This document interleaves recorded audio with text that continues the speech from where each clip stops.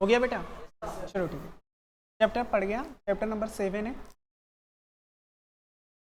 त्रिभुज, तो इंग्लिश में क्या बोलते हैं, ट्रायंगल।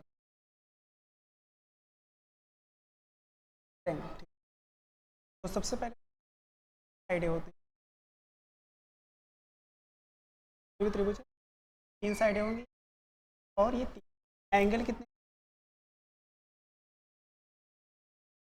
कोण भी 3, वर्टेक्स भुज ये 3 होंगे, वर्टेक्स ये।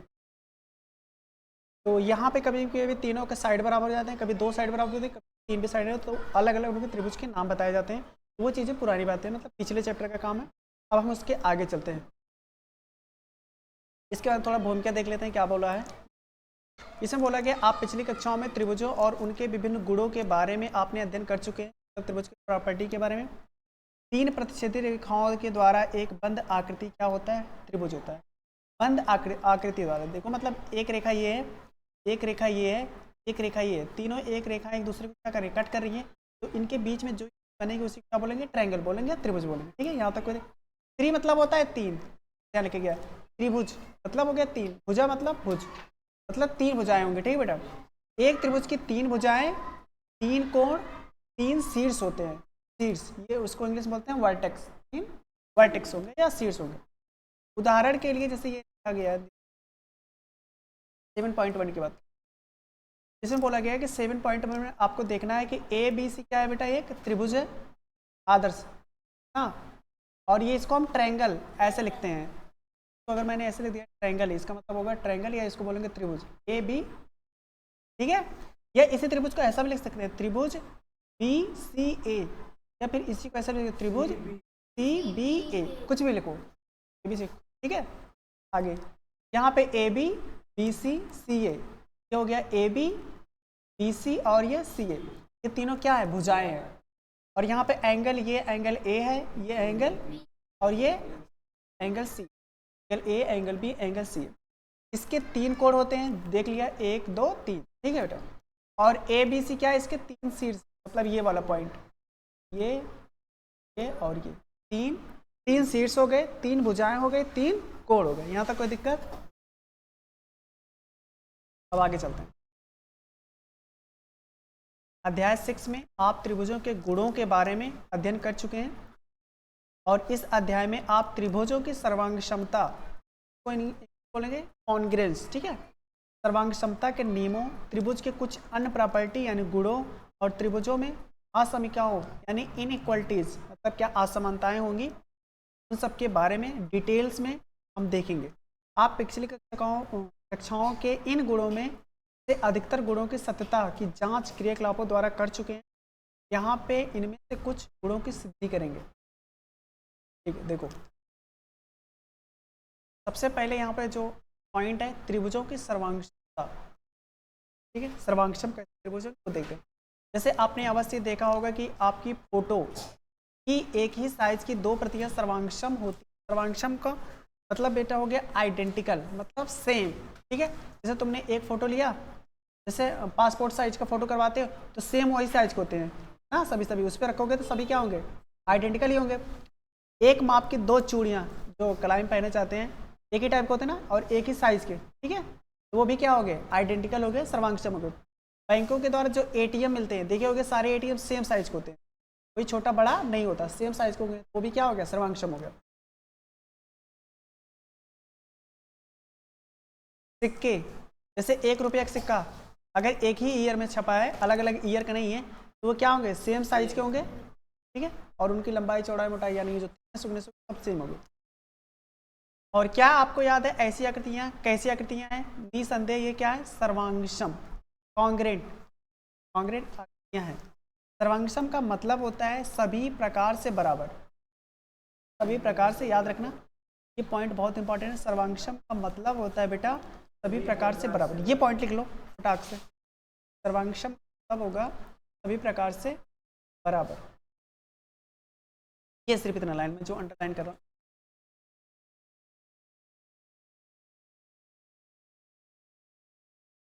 यहाँ से आपको लिखना, यहाँ तक छोटा पॉइंट है, मेन पॉइंट वही आप लिखो।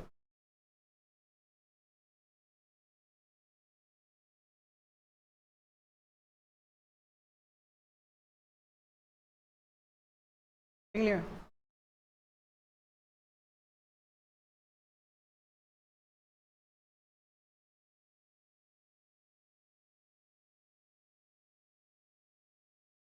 क्या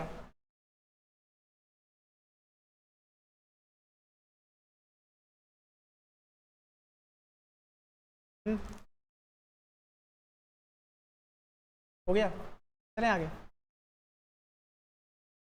जैसे कि मान लेते हैं कि अच्छा जो सर्कल खींचे जाते हैं, जो वृत्त बनाए जाते हैं, उनमें क्या होती है, त्रिज्या का जो सेंटर होगा,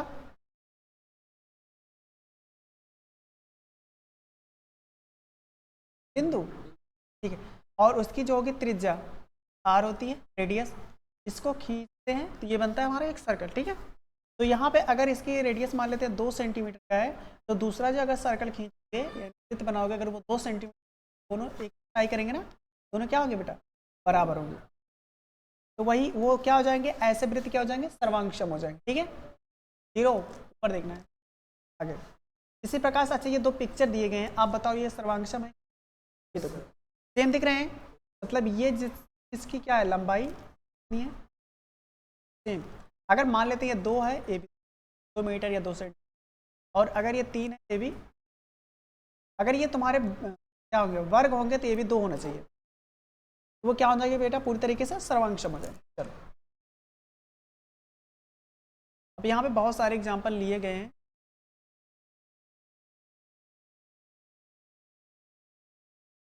यहाँ पे देख, जैसे यहाँ पे आपको बताना है सर्वांगसम है कि नहीं। आकृति 2 और थर्ड को देखो, ये 2 है, ये थर्ड है, सर्वांगसम है, नहीं है, क्योंकि इनकी लंबाई चौड़ाई ये सारे आपस में बराबर नहीं है। अब पहले और, एक मिनट, दूसरा तीसरा और पहला, ये क्या है, सर्वांगसम नहीं है, ये सब अलग अलग है। लेकिन अगर 7.3 का फोर्थ देखो, वो देखो, और पहला देखो, ये आपस में क्या है बेटा, इक्वल है, यानी सर्वांगसम है, चारों तरफ से बराबर, ठीक है। यहाँ पे देखो इसके एंगल कितने हैं, ये 90 डिग्री, मतलब क्या है 90 डिग्री, ये भी कितना है 90 डिग्री, ये भी 90, वैसे सारी है, और सबकी हाइट, लंबाई चौड़ाई क्या बेटा, बराबर। हमें कोई दिक्कत। अब आपको ये पिक्चर देख के बता, आपको मान लेते हैं पहले और दूसरे, अगर इस एंगल की बात कर लेते हैं, एंगल पहले लंबाई की बात करें, ये 5 है, तो ये भी 5 है, 4 है, 4 है, 4.5 है, 4.5, एंगल बराबर दिया, तो ये क्या हो जाएंगे, सर्वांगसम हो जाएंगे। इससे कंपेयर करें, 5, 4, 4.5 सेम है, इसमें चेक करें, सभी सेम है, लेकिन ये वाला अलग है, ये सबसे अलग है, ये सर्वांगसम में, ठीक है।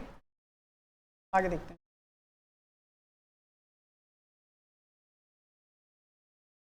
तो वही चीज़ें आगे देखिए, आगे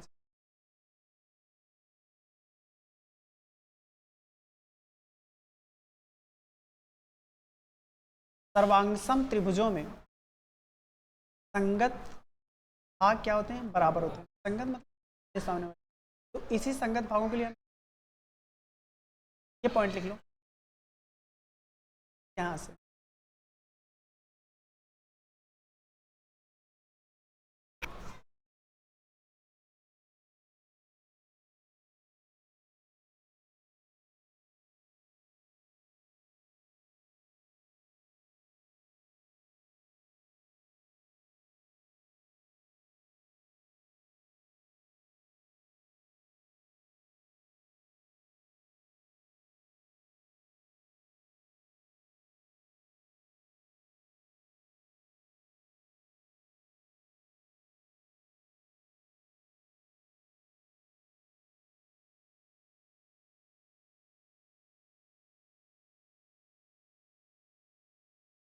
और मैं यहाँ पे सी का फुल फॉर्म लिख देता हूँ, क्या हो गया, सी का मतलब हो गया यहाँ तक, जहाँ तक रेड मैंने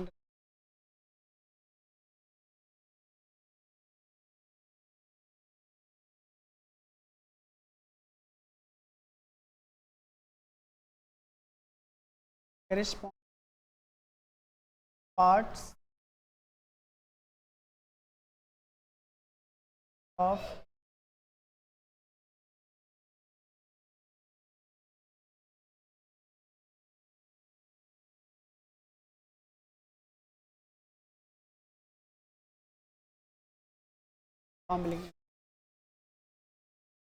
करस्पॉन्डिंग पार्ट्स और congruent triangle, parts of triangle.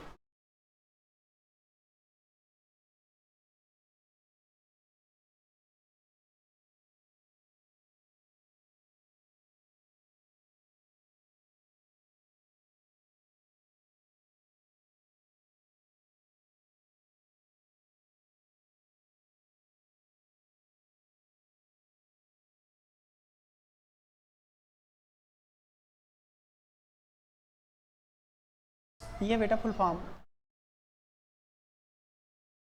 दिख रहा है कि नहीं? Corresponding parts of congruent triangle.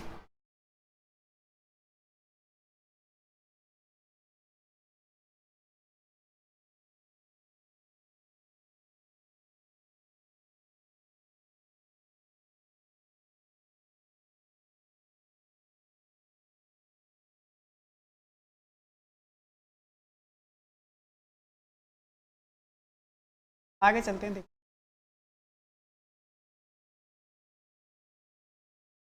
अब यहाँ पे ये जो रूल है, त्रिभुजों की सर्वांग क्षमता के लिए कसौटियाँ, कसौटियाँ का मतलब होता है क्राइटेरिया या फिर नियम। देखो ये लिखा गया क्राइटेरिया या फिर नियम या रूल्स। अब दो ट्रायंगल दिए होंगे, वो सर्वांगसम कैसे होंगे, इसके लिए क्या रूल बनाए गए हैं, वो चीज़ें हम देखते हैं। ठीक है,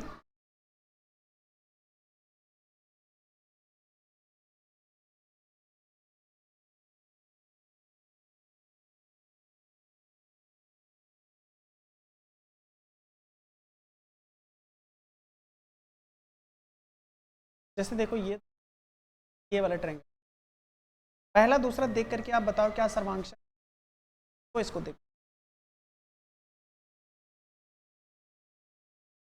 अगर हम देखना चाहें कि ये सर्वांग, सबसे पहले इसमें दिया है ना, ये जो इसका मतलब है ये बेटा कि ये इक्वल इसके है, ये इक्वल इसके है, मतलब तीनों साइड आपस में बराबर है। अगर किसी ट्रायंगल का तीनों साइड आपस में बराबर, तो ऐसे ट्रायंगल को क्या बोलते हैं?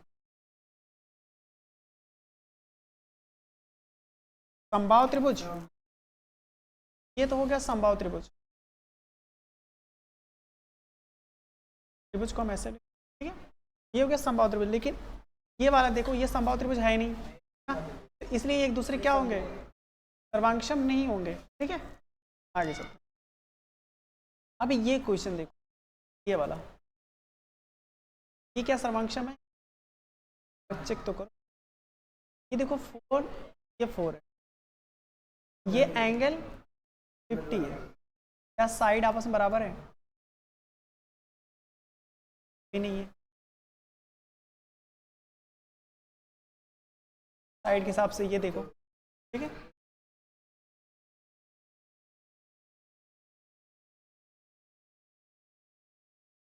अब यहाँ पे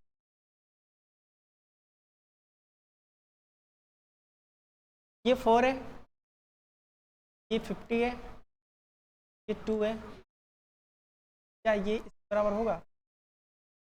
क्या होगा, सर्वांगसम होगा। अब यहाँ पे क्या रूल होगा कि हमने कैसे कह दिया, उसके लिए देखो यहाँ रूल नंबर 1 है साइड एंगल साइड। यस, ये सर्वांग समता नहीं है, यानी साइड, जैसे देखो ये साइड, ये 4 4 के बराबर हो गया, साइड हो गया, एक एंगल के बराबर हो गया, साइड बराबर एंगल भी बराबर, एक साइड और दे रखा है वो बराबर हो गया, यानी साइड एंगल से एंगल से। अगर दो साइड और एक एंगल बराबर हो जाता है, इसका एंगल होगा वो क्या हो जाएगा बेटा, सर्वांगसम हो जाएगा। और सर्वांगसम का सिंबल ऐसे होता है, इक्वल, और ये सर्वांगसम। ठीक है बेटा, ये पहला रूल लिखो, सर्वांग समता का नियम का पहला रूल। देखो यहाँ ये लिख लो, यह हटाओ यहाँ से।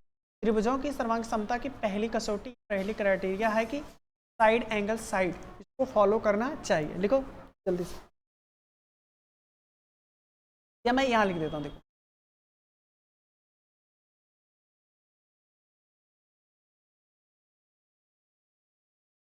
Criteria number first, side angle side, side दिख रहा है बेटा? आदर्श साइड एंगल साइड ये क्या होनी चाहिए? बराबर होनी चाहिए। इसका मतलब यहाँ पर हो गया दो साइड और एक एंगल, दो साइड एक एंगल किसी भी ट्रायंगल का अगर बराबर है, मतलब जो ट्रायंगल 1 दिया होगा पहला त्रिभुज और जो ट्रायंगल दूसरा होगा वो एक दूसरे क्या होंगे बेटा? सर्वांगसम। देख लो फर्स्ट रूल।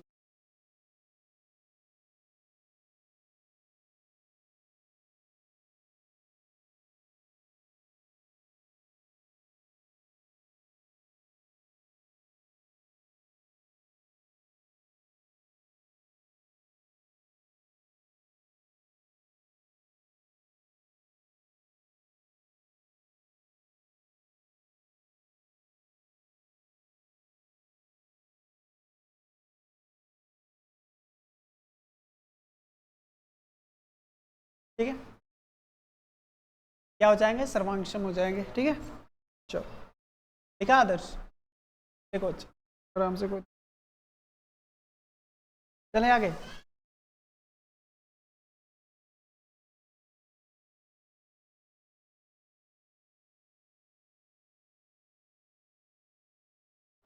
ठीक है, ये वाला लिख लेना। ठीक है, अभी तक उसमें दिख नहीं रहा था, अब दिख रहा होगा।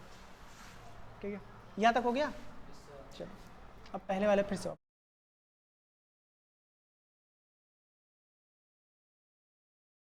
अब उसी पे बेस्ड हम कुछ एग्जांपल्स देखते हैं। पहला एग्जांपल ये है,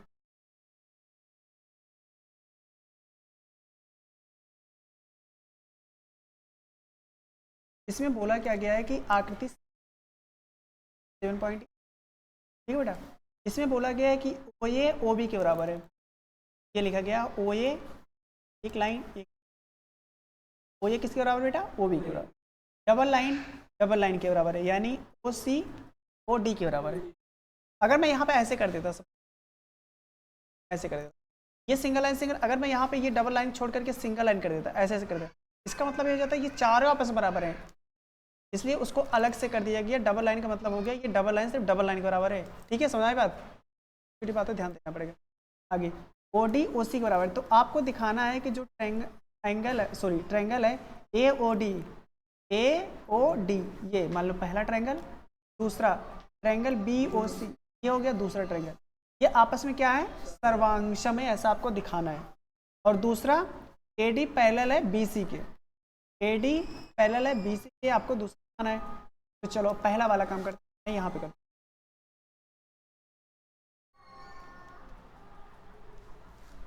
नेक्स्ट पॉइंट पे।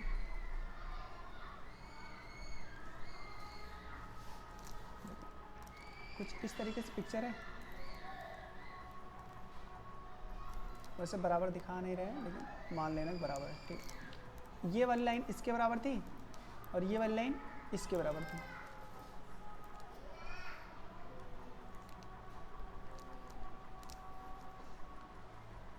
ठीक है, ये इसका ये ओ था और इसका क्या था? हाँ, ये ए था, ये सी था, एक मिनट, ए ओ डी, ये डी था और ये और ये बी था, ऐसा दे रखा था। तो उन्होंने बताया था ये वाला जो ट्रायंगल है इस वाले ट्रायंगल के आपस में हमें सर्वांगसम करना है। तो सर्वांगसम के लिए अभी जो हमने रूल पढ़ा था साइड एंगल साइड से, हम अगर ये दिखा दें कि दो साइड और एक एंगल आपस में बराबर है तो हमारा सर्वांगसम हो जाएगा। तो उसी पे चलते हैं। देखो सबसे पहले साइड वाला सर्च करो, तो ये वाला अगर हम दोनों ट्रायंगल में देखते हैं, किस किस ट्रायंगल देखेंगे? ट्रायंगल ए ओ डी और ट्रायंगल बेटा नहीं, एक हाँ बी ओ सी में चेक करेंगे। तो यहाँ से अगर हम देखेंगे तो ये ओ ए किसके बराबर है? ओ बी के, ओ ए बराबर ओ बी के, मतलब ये क्या हो गया? एक साइड हमारे मिल गया, साइड आपस बराबर हो गई, एक साइड हो गया। दूसरा, अब चाहे साइड देखो या एंगल देखो, एंगल चेक कर लेते हैं। अगर मैं देखूँ ये वाला एंगल आपस में बराबर है, क्यों बराबर है? शीर्षाभिमुख कोण से अपोजिट एंगल आपस में क्या होते हैं बेटा? बराबर होते हैं। और ये एंगल इस एंगल का भी बराबर होगा, लेकिन हमें वो बाहर नहीं देखना है क्योंकि हमें इसी ट्रायंगल में देखना है। तो यहाँ से मैं कह सकता हूँ जो एंगल ए ओ डी होगा वो बराबर किसके होगा? बी ओ सी के। अगर मैं यहाँ पे चाहूँ लिख दूँ तो ये लिख दूँगा शीर्षाभिमुख कोण से, शीर्षाभिमुख कोण या अपोजिट एंगल, ठीक है बेटा। या मैं यहाँ पे लिख देता हूँ एंगल, एक साइड हो गया, एक एंगल हो गया। अब हमें एक और साइड देखनी है, क्या कोई साइड बराबर दे रखी है? हाँ, ये दे रखा है OC बराबर OD के। तो ये क्या हो जाएगा, गिवन है ऐसा बोल सकता हूँ मैं। और ये हो जाएगा तुम्हारा साइड। तो साइड एंगल साइड से, साइड एंगल साइड से ये जो हमारा ट्रायंगल मिलेगा, कौन सा ट्रायंगल? ट्रायंगल AOD, ये किसके सर्वांग हो जाएगा बेटा? Triangle BOC। ये हमारा आंसर होगा, ठीक है बेटा। हाँ ठीक, ये पहला लिख लो, ये फर्स्ट है, ये लिख लोगे? चलो ठीक है। दूसरा इसे याद देख लेते हैं, लिखना नहीं है, रुक जाओ लिखते हैं बेटा। दूसरा चेक कर लेते हैं। दूसरा हमें क्या करना था कि ये हमें पैरेलल बनाना था, और पैरेलल में हमने बताया था अगर जेड तुम्हें दिख जाए तो उससे क्या होगा, एंगल बराबर हो जाएगा। ये वाला देखो, ये वाली लाइन देखो और ये वाली देखो, एकांतर अंतःकोण, यानी ये एंगल इस एंगल के बराबर होंगे। और इसी तरीके से देखो ये वाला और ये वाला और ये वाला, ये भी आपस में एंगल बराबर होंगे। एकांतर अंतःकोण से ये क्या हो जाएंगे, एक दूसरे के एंगल ये आपस में बराबर होंगे। इससे हम बता सकते हैं जो AD होगा वो डायरेक्ट पैरेलल हो जाएगा BC के, ठीक है। और यही दिखाना, सही बात है, ठीक। लिखना नहीं बेटा, तुम लोग तो समझ गए ना, ठीक। चलो आगे चलते हैं।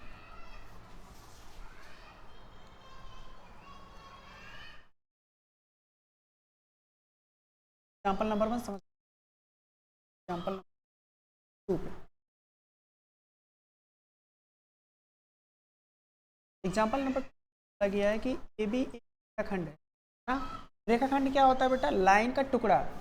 जैसे लाइन क्या होती है, जो दोनों तरफ बढ़ती जाती है वो रेखा होती है। अगर यहाँ पे दो टुकड़े कर दिए जाए, ये मान लेते हैं एक पॉइंट, ये B पॉइंट, तो ये जो बनता है इसी को क्या बोलते हैं? रेखाखंड। इंग्लिश में क्या बोलते हैं? Line segment. यहाँ पे L एक लंब समद्विभाजक है। लंब मतलब हो जाएगा ऐसे लंब करेगा 90 डिग्री जो कटता है, और समद्विभाजक मतलब दो पार्ट में डिवाइड करेगा। L, ये वाली L देखो, ये लाइन L है, तो दो पार्ट में, सबसे पहले तो ये लंबा है इस पे, मतलब 90 डिग्री बना रही, दो पार्ट में विभाजित, मतलब ये इसके बराबर हो जाएगा, सही बात है ऐसा।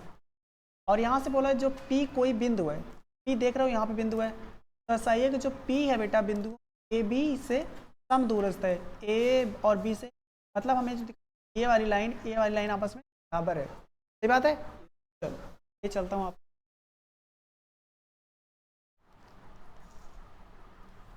क्वेश्चन नंबर 2 हम कैसे प्रूव करेंगे देखते हैं। देखो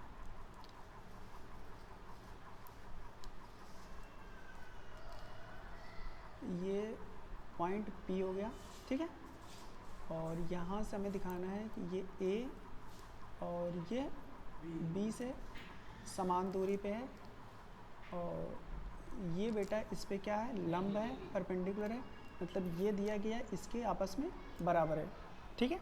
ये पॉइंट कितना था, कौन सा? ये आपका C पॉइंट ना, ये आपका C पॉइंट है, और ये एक आया है लाइन है, इस लाइन का नाम क्या दे रखा है? L दे रखा है, ठीक है। अब हमें दिखाना है, क्या दिखाना है, क्या दिखाना है आपको? ये आपस में बराबर है, दिख नहीं रहा ना, थोड़ा सा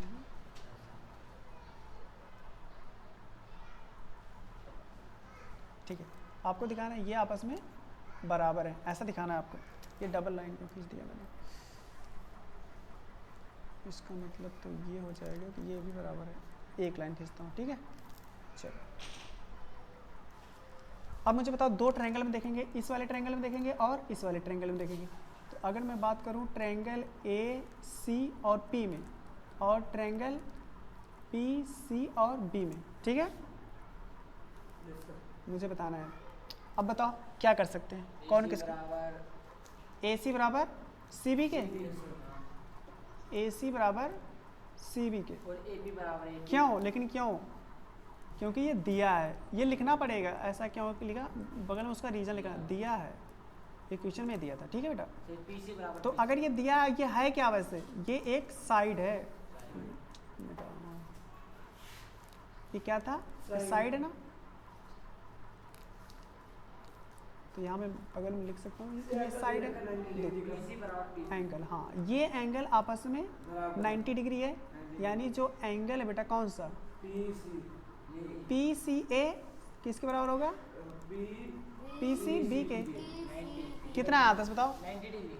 90 degree, 90 90 equal two degree, PC। ठीक है। ये 90 डिग्री, ये क्या है, ये भी दिया है,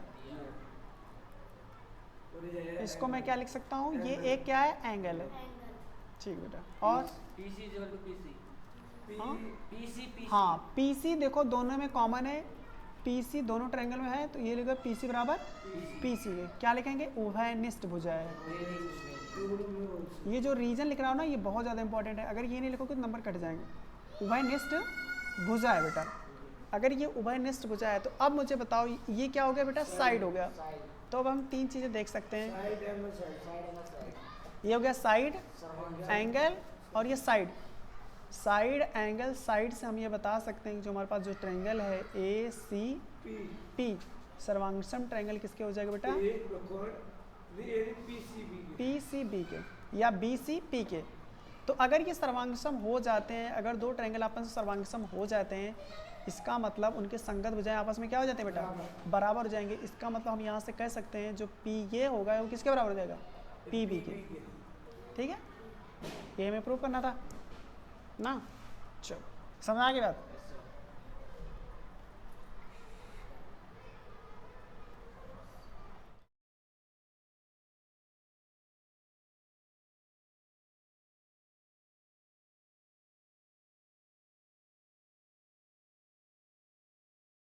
अब यहाँ पे देख लेते हैं बेटा नेक्स्ट पॉइंट, ये बताओ क्या सर्वांगसम है, देखते हैं पहले। तो ये देखो आपस में बराबर है, मान लेते हैं ये एक साइड बराबर हो गई, एंगल बराबर है,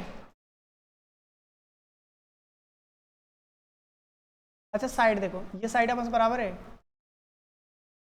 एक साइड बराबर, दो साइड बराबर हो गई। एंगल की बात कर लेते हैं, एंगल बराबर है 50-50 है, ये तो है 50, एंगल बराबर हो गया। लेकिन ये एंगल अगर देख रहे हो ना तो इसके सामने ये एंगल आ रहा है, ये एंगल देखना चाहिए आपको ना संगत। जैसे कि अगर ये ट्रायंगल ऐसे बनेगा तो एक ट्रायंगल हमने ऐसे बनाया, इसको उठा करके अगर इस पे रख देते हो, अगर सेम एंगल सेम और लेंथ और सेम हाइट अगर होती है, मतलब ये अगर ट्रायंगल उठा के इस पे रख दो पूरी तरीके से छिप जाना चाहिए पीछे वाला, तब वो सर्वांगसम होगा। लेकिन अगर इसको उठा के इस पे रखोगे या इसको उठा के इस पे रखोगे तो छिपेगा नहीं, तो इसलिए क्या हो जाएगा, सर्वांगसम नहीं होगा, ठीक है।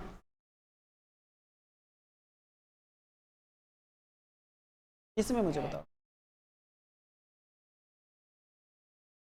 अभी देखो बेटा ये 4 इसके 4 के बराबर है, इसके संगत भुजा ये है, संगत एंगल ये है, तो ये 60-60 है, और इसके संगत ये है, तो ये आपस में क्या हो गया, बराबर हो गया। लेकिन हमने कैसे बराबर किया ये भी तो चेक करो, हमने पहले साइड देखा, साइड देखा, इसके बाद एंगल देखा, फिर एंगल देखा, तो साइड एंगल एंगल से हो सकता है ना, क्या हो जाएगा, या फिर ऐसे कर सकते हो एंगल साइड एंगल से घुमा दिया हमने, ठीक है कोई चीज़।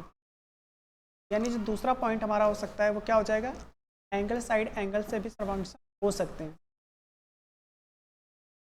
पॉइंट ठीक है। गया एंगल साइड एंगल का नियम, लिख देता हूँ इस पे,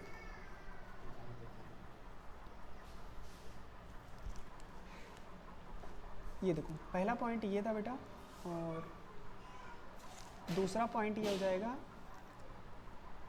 साइड, नहीं साइड की एंगल साइड एंगल से ना,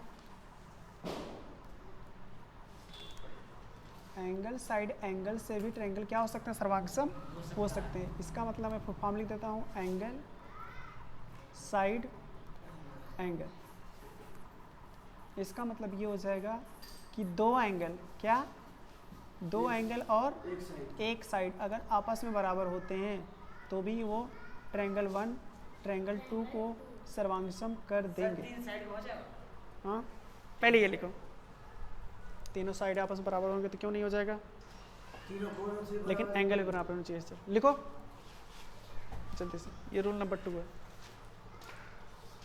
रूल नंबर 1 और रूल नंबर 2 सर्वांगसम करने के लिए। चलो ठीक है, यहाँ तक समझ आ गया? ठीक।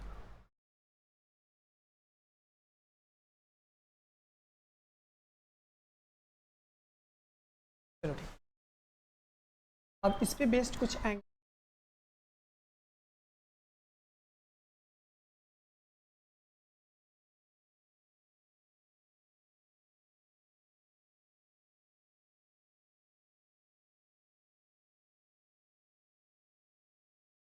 चलो एग्जाम्पल नंबर 3 की बात।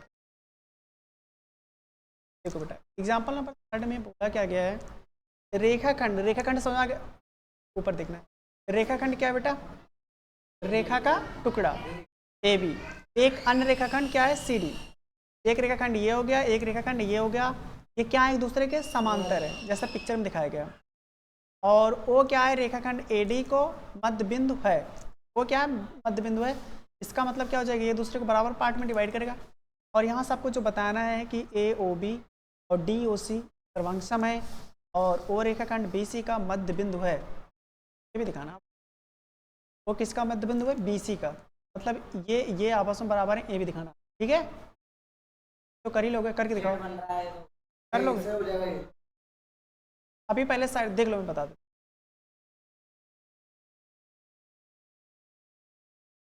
चलो यहाँ देख लेते हैं।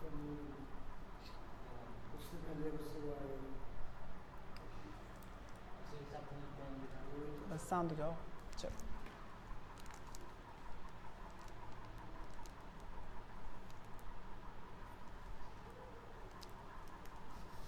ठीक है, ये पॉइंट है ओ। ये पॉइंट क्या था? क्या था? A B C D. A B और सी डी। और उन्होंने जो दे रखा था ये आपस में बराबर है, ऐसा दे रखा है। ठीक है, और हमें जो बताना है, क्या बताना था कि ट्रायंगल ए ओ बी सर्वांगसम है ट्रायंगल सी ओ डी के। यही ना? कुछ भी हो, कोई सा करो, डी ओ सी चलो या सी ओ डी चलो। ठीक है, अब ये बताना है आपको। तो सबसे पहले दोनों ट्रायंगल पहले और दूसरे में आप कंपेयर कर लो। ठीक है, और कुछ दिया है? हाँ, एक चीज़ उन्होंने ये बताया था कि ये जो लाइन है ना बेटा, सी डी किसके पैरेलल है? ए बी के। उन्होंने दिया है सी डी जो पैरेलल है बेटा, या समांतर हिंदी बोलेंगे, किसके हो गया? ए बी का। अब अगर समांतर है, इसका मतलब बनाएंगे क्या? जेड। क्या बनाएंगे? जेड। अब जब जेड बना देंगे तो वो बता देंगे, इसका मतलब ये वाला एंगल इसके बराबर हो जाएगा और ये वाला एंगल इसके बराबर हो जाएगा। सही है? बैठ जाओ बेटा। अब अगर ऐसा है तो आगे चलते हैं, तो चेक कर लेते हैं। ए ओ बी में देखो क्या बराबर हो सकता है सी ओ डी में। तो ये वाला एंगल सबसे पहले कर देते हैं, और एक तो एंगल ये है उभयनिष्ठ वाला। तो सबसे पहले ये साइड वाला बात करते हैं, या एंगल साइड एंगल से चेक कर लेते हैं। एंगल चेक करो पहला, ओ ए बी। हाँ, ओ ए किसके बराबर हो जाएगा? C D O.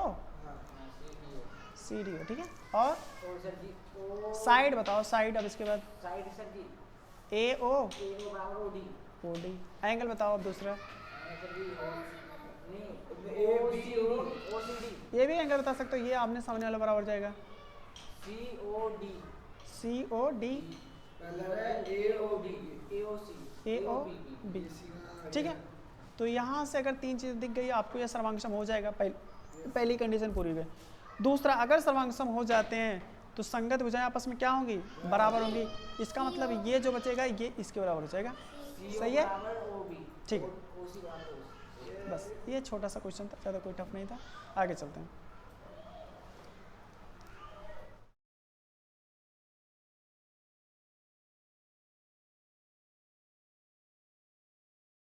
अब आएगा प्रश्नावली।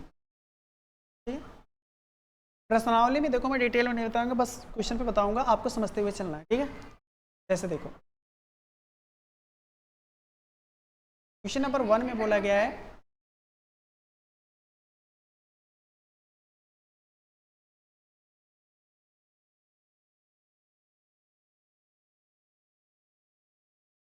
आवाज नहीं करेगा कोई भी, बताओ कि छोड़ दूं इस पे। एक्सरसाइज करके आओगे फिर करेंगे। हाँ, छोटे छोटे वीडियो बनाते हैं ना, कॉन्सेप्ट तक छोड़ दिए हैं, आप एक्सरसाइज में प्रैक्टिस करना। अब अगर पहला कर दिया तो पहला बता देता हूँ, उसके बाद छोड़ देता हूँ, फिर आगे करते हैं पूरा चैप्टर। प्रैक्टिस करेंगे फिर एक्सरसाइज बाद में करेंगे।